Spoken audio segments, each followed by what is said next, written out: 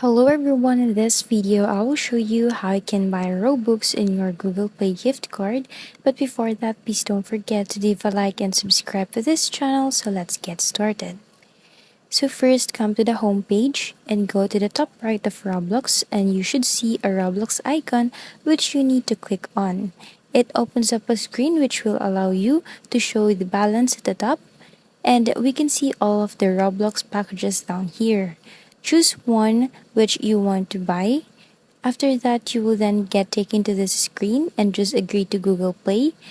It will give you some payment method here. If you click on that, you can scroll down and got the option for redeem code. So if you already have some gift card balance on your Google account, you should be able to select it. But if you haven't redeemed the code yet, then go to the bottom and tap on redeem code. Enter the code and redeem it. You can use that gift card or promo code balance you just redeemed to buy the Robux.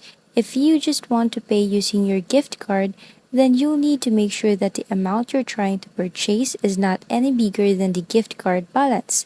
Otherwise, you'll need to pay the difference using another payment method. That is how you can buy Robux using your Google Play gift card.